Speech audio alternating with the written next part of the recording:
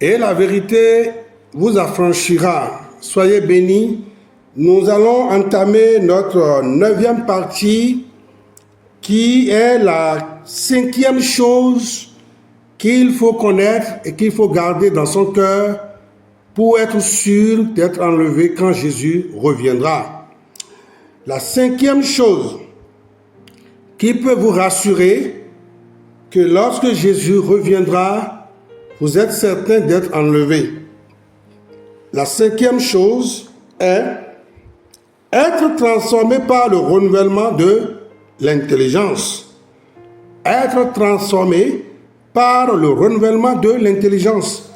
Nous lisons cela dans l'épître de Paul aux Romains, les versets 1 et 2, les 2 premiers versets qui disent « Je vous exhorte donc, frères, par les compassions de Dieu, à offrir vos corps comme un sacrifice vivant, saint, agréable à Dieu, ce qui sera de votre part un culte raisonnable. » Le verset 2 dit « Ne vous conformez pas au siècle présent, mais soyez transformés par le renouvellement de l'intelligence, afin que vous discerniez quelle est la volonté de Dieu, ce qui est bon, agréable et parfait. » Voilà la 5e chose que chaque chrétien est appelé à vivre chaque jour, tous les jours, jusqu'au retour de Christ.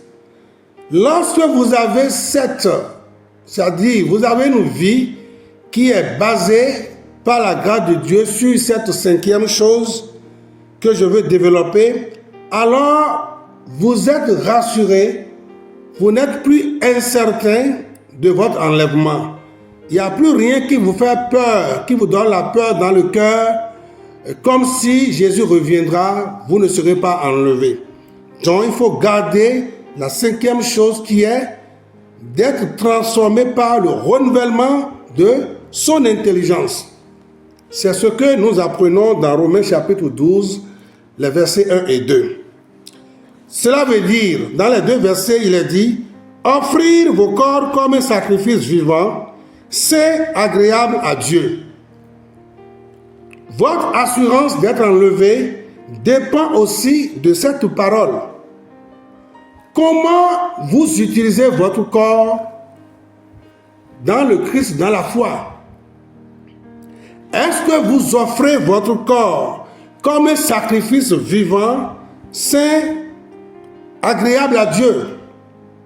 Dans 1 Corinthiens 6, les versets 19 à 20, il est dit, « Ne savez-vous pas que votre corps est le temple du Saint-Esprit qui est en vous, et que vous avez reçu de Dieu, et que vous ne vous appartenez point à vous-même, car vous avez été rachetés à un grand prix.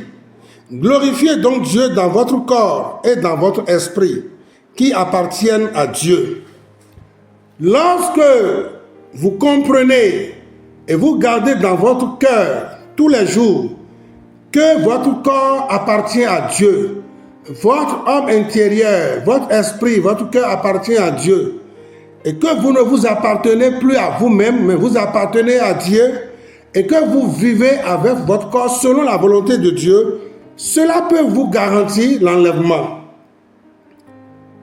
Lorsque tu dis que tu es chrétien, et ton corps, tu dis, ce n'est pas que tu le dis, mais tu le fais. Tu ne dis pas, mais ça se voit que ton corps n'appartient pas à Dieu.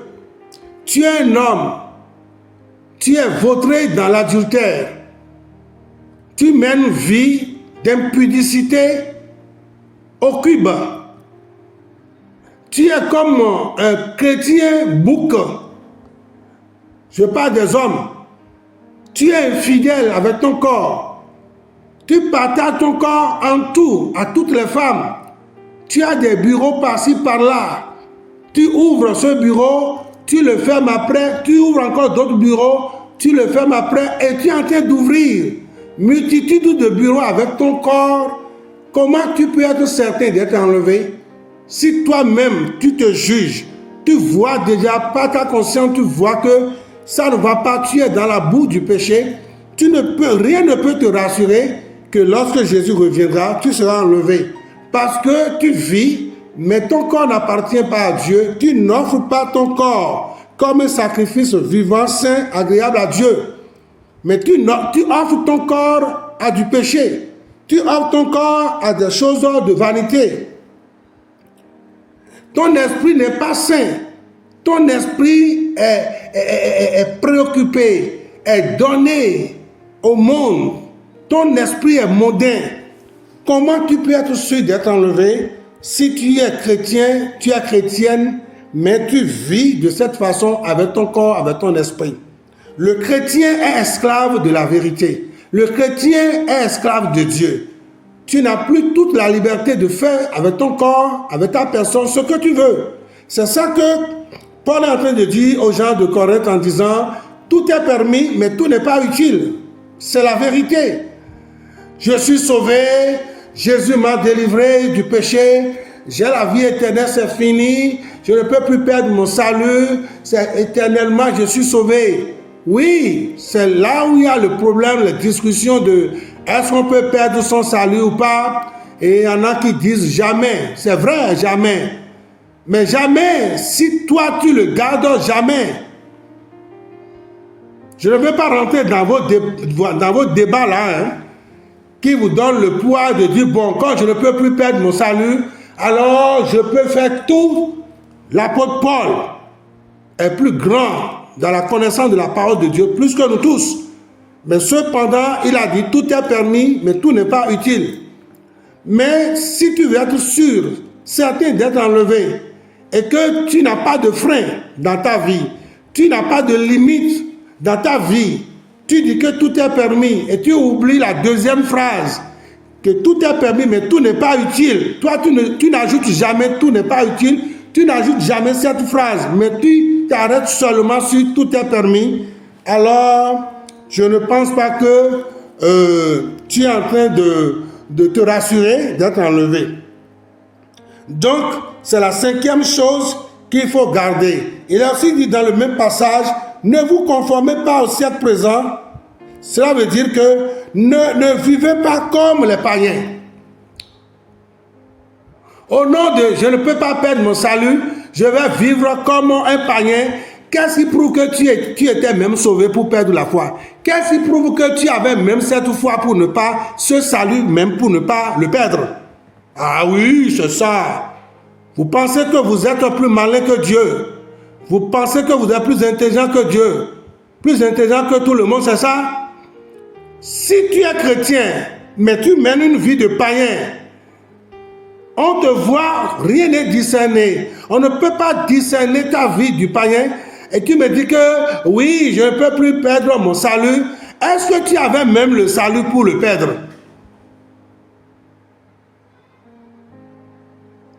Tu m'entends bien?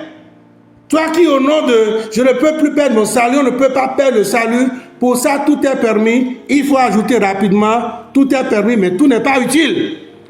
Et méfiez-vous de ce que vous faites, le diable vous inspire à faire avec votre vie. Il est demandé de ne pas nous conformer au siècle présent, de ne pas vivre comme les gens de ce monde. Tu ne peux plus perdre ton salut, il te permet, tout est permis, te permet juste de vivre les soirées dansantes, d'aller dans les boîtes de nuit et de danser avec toutes les filles, de coucher avec toutes les filles que tu vois. Comme ça, le ciel est garanti, que tu sais bien bosser avec les filles, tu peux te retrouver au ciel. Vous vous amusez. Pour être sûr, être certain d'être enlevé, vous devez aussi pratiquer du moins ça. Cette parole du Seigneur qui dit, il ne faut pas se conformer au siècle présent. Il faut vivre en bon chrétien. Il faut vivre par la grâce de Dieu, la vie de Christ. C'est ça qui montre, qui vous donne la garantie que lorsque Jésus reviendra, c'est sûr et certain que vous serez enlevés. La Bible dit aussi, soyez transformés par le renouvellement de l'intelligence. Et c'est seule la parole de Dieu qui peut vous donner le renouvellement de l'intelligence. Pour être sûr que Jésus reviendra, je serai enlevé. C'est bon aussi d'être enraciné dans la parole de Dieu, dans la connaissance de la parole de Dieu. Il faut aimer les études bibliques. Il faut se donner aux études bibliques. Il faut méditer la parole de Dieu. Il faut écouter la parole de Dieu. Il faut s'édifier dans la parole de Dieu. Il faut prendre la parole de Dieu comme un miroir dans lequel vous êtes en train de vous mirer pour vous ajuster. Là où il y a des tâches, vous enlevez.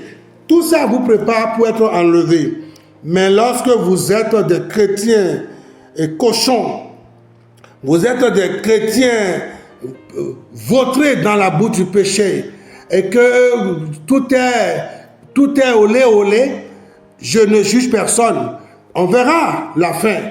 On verra la fin. On verra la fin. On laisse le jugement à Dieu et on verra la fin. Donc toi qui m'écoutes, faut pas aller vite au besoin pour dire mais ce pasteur il est trop dur, ce qu'il est en train de dire, ça me frustre, je n'aime pas qu'on me juge, je ne te juge pas. Mais juste que, rassure-toi que quand Jésus reviendra, tu seras enlevé. C'est juste pour ça que nous sommes en train de donner notre enseignement. Es-tu sûr d'être enlevé quand Jésus reviendra? Voilà la 5e chose que nous partageons avec vous. Être transformé par le renouvellement de l'intelligence. Ne vivez pas comme un païen, vivez comme le Seigneur nous demande de le vivre. Et comme ça, ça vous rassure que quand Jésus reviendra, vous serez enlevé. Jésus reviendra pour chercher les obéissants à sa parole et non les rebelles, les gens qui sont dans l'église, mais qui sont des chrétiens. Va t'asseoir. Que le Seigneur vous bénisse et gardez cette 5e chose. Par la suite, nous allons entamer la 6e chose. La 6e chose qu'il faut comprendre par la grâce de Dieu. Soyez bénis.